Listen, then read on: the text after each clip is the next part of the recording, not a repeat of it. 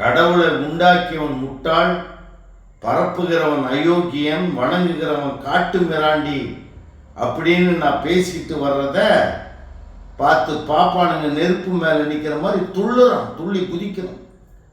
அப்பாவிங்களையும் கூலிங்களையும் பிடிச்சி ஏவி விடுறான். பெரிய பெரிய போராட்டம் நடத்த போகிறதா பூச்சாண்டி காட்டுறான். இதை நான் வரவேற்கிறேன், இன்னும் எதிர்பார்க்கிறேன். காரணம், இந்த மாதிரி இவனுங்க போராட்டத்தை துவக்கினா என்னுடைய பிரச்சார வேலைக்கு ரொம்ப உதவியாக இருக்கும் அப்படிங்கிறதோட இந்த மாதிரி துண்டு செய்யறதுக்கு எனக்கு இன்னும் உற்சாகமும் ஊக்கமும் தரும் அப்படிங்கன்னு நான் நினைக்கிறது.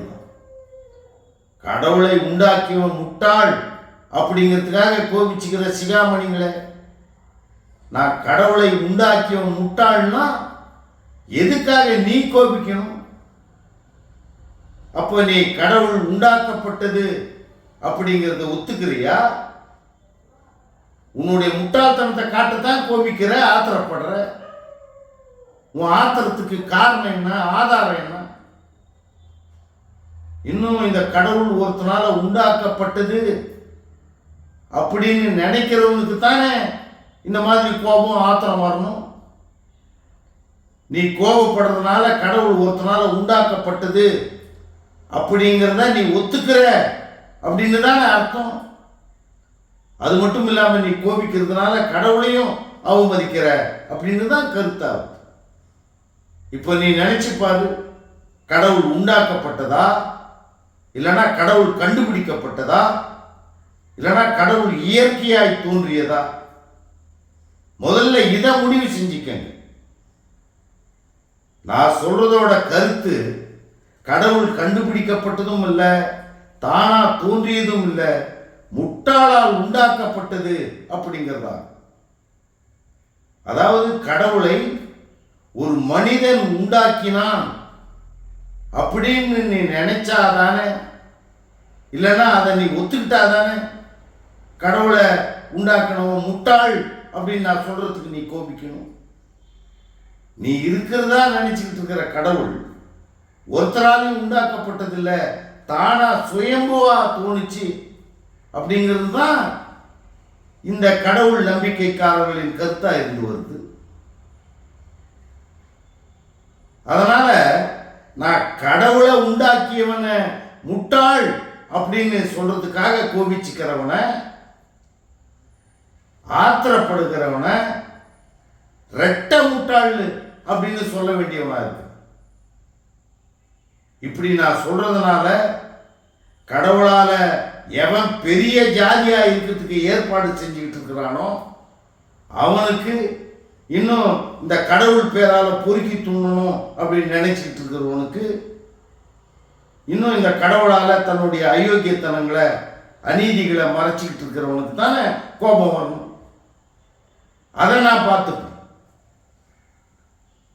இந்த கடவுளை பரப்புகிறவன், இன்னும் இந்த கடவுளுக்காக கதைங்க, புராணங்க, இதிகாசங்க, இலக்கியங்க இதையெல்லாம் எழுதினவனுங்க, இன்னும் அதுக்காக கோயில்களை கட்டி அதுக்குள்ள உருவங்க வச்சவனுங்க, கடவுளுக்குன்னு பூஜைங்க, உற்சவங்க, பண்டிகைங்க இதெல்லாம் நடத்துறவன், செய்கிறவன் எல்லாருமே நாணயத்தையோ யோகியத்தையோ ஒழுக்கத்தையோ ஆதாரமா வச்சு கடவுளை பரப்புறது இல்லை, நடத்துறது இல்லை. கடவுளுக்கு உருவம் இல்லை, குணம் இல்லை அப்படின்னு ஆரம்பிச்சு கடவுள் சர்வ வல்லமை படைச்சவர், சர்வத்தையும் அறியக்கூடிய ஞானம் கொண்டவர், கருணையே வடிவானவர், அன்பு மயமானவர், அவரின்றி ஒரு அனுபவம் செய்யாது. இந்த மாதிரி கடவுளின் எல்லா குணங்களையும் சக்திகளையும் தன்மைகளையும் அடுக்கடுக்கா கடவுளுக்கு கற்பிச்சு அதையெல்லாம் இந்த மக்களை நம்ப செஞ்சுட்டு இந்த குணங்களுக்கும் தன்மைகளுக்கும் மாறான குணங்களை, மாறான தன்மைகளை அதுக்கு ஏற்றி அதுக்காக கோயில்கள் கட்டி உருவங்கள் உண்டாக்கி நடவடிக்கைகளை செஞ்சு அதையெல்லாம் ஆதாரமாக வச்சு பூஜை, உற்சவம், பண்டிகை இதெல்லாம் கொண்டாட செய்யறது மூலமா கடவுளை பரப்புறதுன்னா இந்த மாதிரி காரியங்கள்ல, இந்த மாதிரி முயற்சிகளில் ஈடுபடுற மக்கள் அயோக்கியர்களா இல்லையா? சிந்திச்சு பாருங்க. இவங்க தன்னுடைய சுயநலத்துக்காக இந்த கூட்டத்தார் மக்களை ஏமாத்துறான், ஏற்கிறான் அப்படிங்கிறது இல்லாம வேற எந்த காரியத்துக்கு இந்த மாதிரி காரியங்களில் ஈடுபட வேண்டியவனா இருக்கிறான்னு சொல்ல முடியுமா? இவங்க தங்களுடைய வாழ்க்கை நலத்துக்காக, தங்களுடைய பிழைப்புக்காக இந்த மாதிரி காரியங்களை செய்கிற அயோக்கியர். இவர்கள் அயோக்கியர்களாக, முட்டாள்களாக இருந்து வர்றாங்க அப்படிங்கிறது இல்லாம வேற என்ன கருத்து காரணம் சொல்ல முடியும்? இந்த மாதிரி அயோக்கியர்களால் பரப்பப்பட்ட எந்த கடவுளை எடுத்துக்கிட்டாலும் அதுக்கு வீடு, உணவு, பொண்டாட்டி, வப்பாட்டி, குழந்தை குட்டி, நகை, சொத்து, கல்யாணம், உற்சவம், ஊர்வலம் இதையெல்லாம் செஞ்சு காட்டி கூட்டத்தை கூட்டி பல ஆயிரம், பல லட்சம், பல கோடி ரூபாய் செலவு செய்யும்படி, அது மாதிரி மக்களுக்கும் நாள் கணக்கில் மெனக்கேடு ஏற்படும்படி செய்யறதோட கோடிக்கணக்கான மக்களை இழிஜாதி மக்களாகவும் தொடர்ந்து வைத்துக் கொண்டிருக்கிறார். அன்பும் கருணையும் ஒழுக்கமும் இருக்கிற கடவுள்கள் யுத்தம் செய்யறதாகவும், கோடிக்கணக்கான மக்களை, ஆண்களை, பெண்களை கொன்று குவிக்கிறதாகவும், குவித்ததாகவும், வெட்டி வீழ்த்தி சித்திரவதை செய்யறதாகவும், நாசமாக்கினதாகவும், விபச்சாரம் செய்யறதாகவும் நடப்புல நடத்தி காட்டி பரப்புறதுன்னா, இப்படி பரப்புகிறவன அயோக்கியனா இல்லையா? மறுபடியும் கேட்க, இந்த மாதிரி அயோக்கியர்களுக்கு, இவர்கள் பரப்புகிற அயோக்கியத்தனங்களுக்கு இரையாகிறவர்கள் முட்டாள்களாக, மானமற்றவர்களாக ஆக்கப்படுகிறார்கள் இல்லையா? இப்படி கடவுளை பரப்புகிற அயோக்கியர்களால் எத்தனை கோடி மக்கள் மடையர்களாகிறார்கள். இத அறிவாளிகள் முதல்ல சிந்திக்கணும். சாதாரணமா இந்தியாவை எடுத்துக்கிட்டோம்னா, சிறப்பா இந்துக்களை எடுத்துக்கிட்டா, இந்த விஞ்ஞான காலத்தில் பெரிய பெரிய படிப்பாளி, பெரிய பெரிய டாக்டர், எம்ஏ, பிஏ புலவனுங்க, வித்வானுங்க, மகா மேதாவிகள் சொல்லப்படுகிற அப்படின்னு சொல்லிக்கிற பெரிய பெரிய பணக்காரன், சினிமாக்காரன், இவெல்லாம் இந்த மாதிரி காரியங்கள்ல ஈடுபட்டு பரம முட்டாள்களா இருக்கிறதுக்கு காரணம், இந்த மாதிரி கடவுளை பரப்பணும், பரப்பி வரணும், இப்படிப்பட்ட கடவுள் கதைகளை எழுதணும், இந்த மாதிரி கடவுள்களுக்கு கோயில் கட்டி உருவம், உற்சவம், நடப்பு, தேர் திருவிழா இந்த மாதிரி நடத்துகிற அயோக்கியர்கள் இல்லாம வேற யாரா இருக்க முடியும்? இந்த மடையனுங்க எவ்வளவு துணிச்சலோட ஆண் பெண் கடவுள்களை கற்பிச்சு, அவங்களுக்கெல்லாம் விபச்சார தன்மைகளை, ஒழுக்க ஈனங்களை கற்பிச்சு பரப்புறாங்கன்னா, இவனுங்களை எத்தனை முறை அயோக்கியர்கள் அப்படின்னு சொல்லணும் அப்படிங்கிறத நீங்களே தீர்மானிங்க. இப்படி நான் பேசுறதுனால சிலர் மனம் புண்படாதா அப்படின்னு கேட்கலாம். அயோக்கியர்களுடைய மனம், மடையர்களுடைய மனம் புண்படும்னு பார்த்தா, ஒரு சிலரால முட்டாள்களாக ஆக்கப்படுகிற கோடிக்கணக்கான மக்களை அறிவாளிகளாக மாற்ற வேற என்ன வழி? யாராவது சொல்லுங்க பார்க்கலாம். கோயில்களை கள்ளர்களின் குகை அப்படின்னு சொன்ன கிறிஸ்து கொல்லப்பட்டா கூட இன்னைக்கு அவரை நூற்றுக்கணக்கான கோடி மக்கள் கடவுளுக்கு மேலா கருதுறோம். கடவுளுக்கு உருவம் கற்பிச்சு வணங்குறவன முட்டாள், மடையன் அப்படின்னு சொன்ன முகமது நபிய சிலர் துன்புறுத்தினார்கள் என்றாலும் இன்னைக்கு அவரை பல ஆயிரம் கோடி மக்கள் கடவுளை விட மேலாக கருதுகிறார். உயிருக்கு துணிஞ்சி உண்மையை எடுத்து சொல்ற மக்கள் இல்லாதனாலதான் இன்னைக்கு நம்ம நாட்டில் இவ்வளவு முட்டாள்களும், அயோக்கியர்களும், காட்டு மிராண்டிகளும் தோன்றி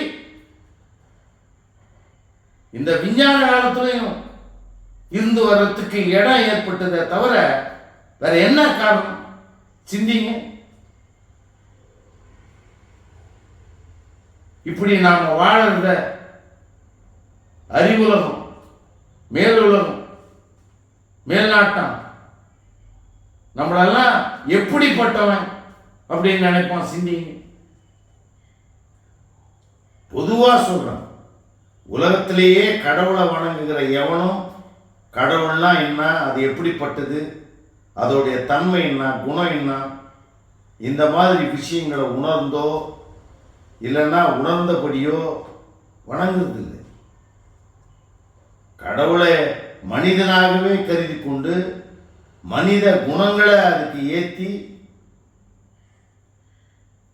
தான் எப்படி நடந்துக்கணும் அப்படிங்கிறத கவலைப்படாம தான் நடந்துகிட்ட அயோக்கியத்தனங்களுக்கு, கூடாத தன்மைகளுக்கெல்லாம் பரிகாரம், பாவ மன்னிப்பு தேடுற முறையிலையும் நியாயமோ பொருத்தமோ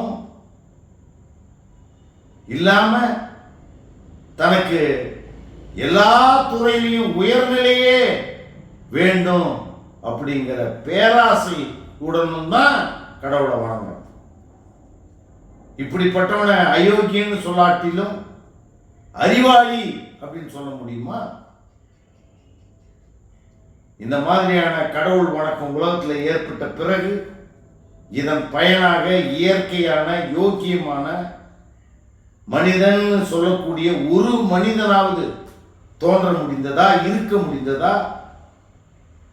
பொதுமக்கள் பயம் இல்லாமல் வாழ முடிந்ததா?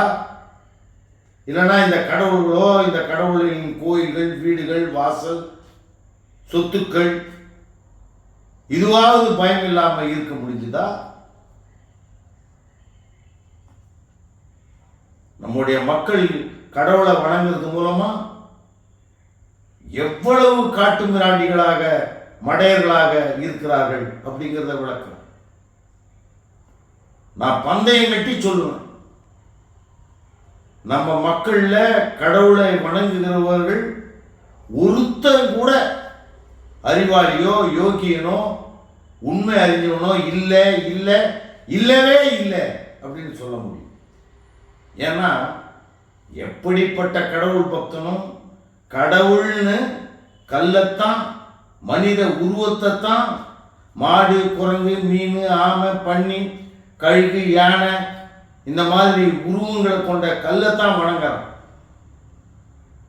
அதுலேயும் ரொம்ப முட்டாள்தனமாக வணங்கப்படுற போக்கு என்னன்னா, ஒரு தலை, 2 தலை, 3 தலை, 4 தலை, 5 தலை, 6 தலை, 1000 தலை, இந்த மாதிரி மனித உருவங்களையும், தலை மனுஷன், உடம்பு மிருகம், தலை மிருகம், உடம்பு மனுஷன், இந்த மாதிரி உருவங்களை கொண்ட சிலைகளை வணங்குறான். அப்படிங்கிறது கடவுள் இருப்பதற்கு இப்படிப்பட்ட தோற்றம்லாம் எங்க இருக்குது? இதுக்கு ஆதாரம் என்ன? ஒவ்வொரு அயோக்கியனும் ஒவ்வொன்ன சொன்னா அதை கற்பிச்சா பல பல முட்டாளுங்க இதை ஏற்கிறது அப்படின்னா, இதை வணங்குறது அப்படின்னா, இது முட்டாள்தனமான காட்டு மிராண்டித்தனமா இல்லையா அப்படின்னு சொல்லுங்க. இன்னும் இந்த கடவுள்களுக்கு பொண்டாட்டி, புள்ள, ஒப்பாட்டி பூஜை செஞ்சு வணங்குறது, இன்னும் இந்த கடவுள் மற்றவன் பொண்டாட்டியை கெடுத்தான், மற்றவனை கொன்னான், மற்றவனை ஏய்த்து மோசம் பண்ணான், திருடுனான், 10,000 பொண்டாட்டி, 10,000 காதலி, இதையெல்லாம் கதை கட்டி அதுக்கு திருவிழாவாக்கி இதெல்லாம் வணங்குறது காட்டு மிராண்டித்தனமா, அறிவுடையத்தனமா அப்படின்னு நான் கேட்கிறேன். இன்னும் பலர் ஒருவேளை உணவுக்கு திண்டாடும் போது, தலைக்கு எண்ணெய் இல்லாம வருந்தும் போது, தினம் 5 வேளை 6 வேளை பொங்கல், அக்கார வடிசல் இந்த மாதிரி படைக்கிறீங்களே, பால், நெய், தேன், தயிர், இளநீர், எண்ணெய், அபிஷேகம் என்ற பேர்ல இதையெல்லாம் கல்லுங்க தலையில கொட்டி சாக்கடிக்கு அனுப்புறதெல்லாம் வடிகட்டின முட்டாள்தனமா இல்லைன்னா கடவுள் வணக்கமா அப்படின்னு அழுத்தி கேட்க.